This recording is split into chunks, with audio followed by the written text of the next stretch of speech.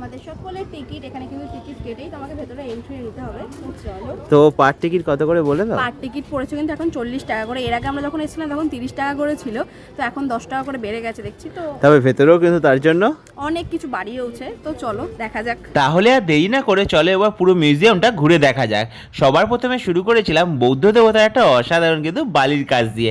আর তারপরে বলো তো এটা কারা কারা চেনো? সবার প্রিয় কিংকং। আর এছাড়াও কিন্তু জলের রাজা এবং যীশুখ্রিস্টের একটা অসাধারণ কিন্তু বালির কাজ আমরা দেখলাম। আর কোনারক যাচ্ছি বলে কথা, কোনারক মন্দিরে একটা ছোঁয়া থাকবে না তা কি করে, তাই সেটাও কিন্তু ছিল। এছাড়াও বাচ্চাদের জন্য দেখলে কি সুন্দর টার্জান ম্যান, স্পাইডারম্যান, আয়রন ম্যানের একটা অসাধারণ বালির কাজ ছিল।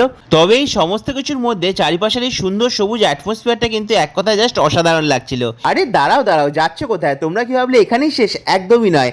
এছাড়াও গণেশ ঠাকুর, আমাদের কলকাতার দক্ষিণেশ্বর এবং সবার প্রিয় গান্ধীজি এবং আমাদের বাঙালির অন্যতম ইমোশন সেটা হচ্ছে দুর্গাপূজা, এই সমস্তটাই কিন্তু এখানে ফুটিয়ে তোলা হয়েছিল। এছাড়াও বিশ্বকবি রবীন্দ্রনাথ ঠাকুর তাজমহল এবং নতুন সদ্য হওয়া অযোধ্যার রাম মন্দির, এই সমস্তটাই একটা মিউজিয়ামের মধ্যে কিন্তু তুলে ধরেছিল। তো পুরী থেকে কোনারক যাওয়ার পথে এই সুন্দর বালির মিউজিয়ামটা তোমাদের কেমন লাগলো অবশ্যই কিন্তু কমেন্ট বক্সে জানাতে ভুল করো না। আর পুরীতে ঘুরতে গেছো বলে কথা, জগন্নাথ দেবতার দর্শন হবে না তা কি করে হয়?